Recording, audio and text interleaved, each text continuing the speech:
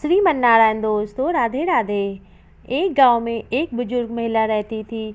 वह बहुत सीधी सरल थी, जो कोई जैसा कहता मान जाती। इसीलिए सब लोग उसे भोली कहने लगे थे। घर में बेटा बहू नाती पोते थे।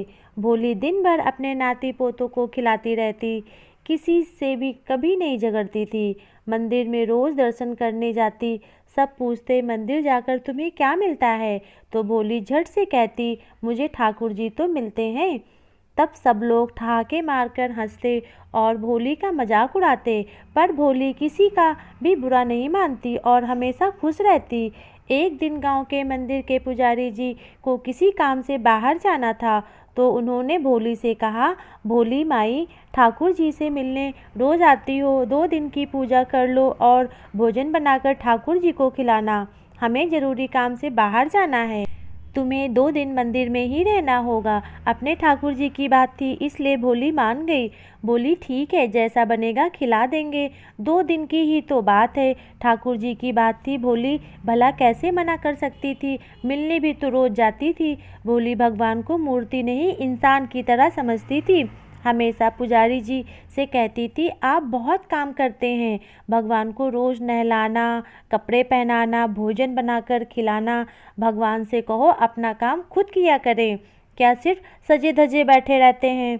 पुजारी जी समझते थे, ये तो बेचारी बहुत भोली है, अब इसको कैसे समझाएं? पुजारी जी भी हंसकर रह जाते। पुजारी जी मंदिर की जिम्मेदारी सौंप कर चल दिए। भोली ने पानी की बाल्टी भरी और बोली, ठाकुर जी जल्दी आओ, अपने आप आकर नहा लो, हमने पानी भर दिया है। ठाकुर जी आकर स्नान कर लिए।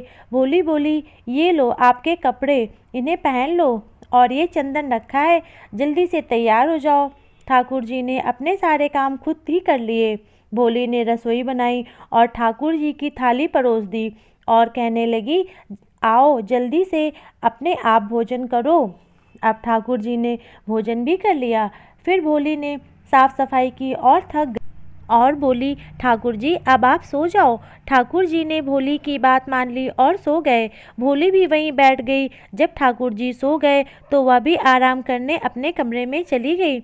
इसी तरह से 2 दिन बीत गए। पुजारी जी अब आए। तब भोली से पूछा, हमारे ठाकुर जी की सेवा अच्छे से की है कि नहीं? भोली बोली, हमने तो ठाकुर जी के लिए बस भोजन बनाया है, ठाकुर जी ने तो अपना काम खुद ही कर लिया है।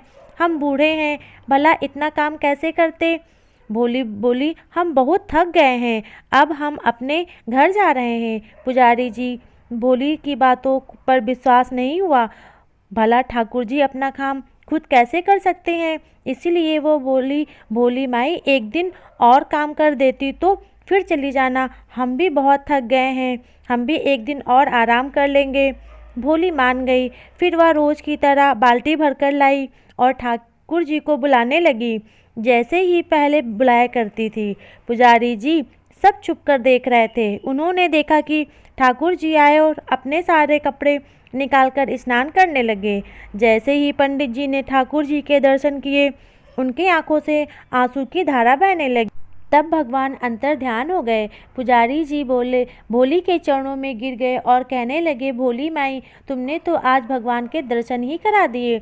तुम तो धन्य हो मैया, मैंने इतनी सेवा की परंतु विश्वास में कमी थी, आज आपने मेरी आंखें खोल दी। भगवान के भक्त तो बड़े ही भोले होते हैं, उन्हें छल कपट नहीं आता और भगवान भी ऐसे ही भोले भक्तों की भक्ति में खिंचे चले आते हैं। प्रेम से बोलो जय जय श्री राधे।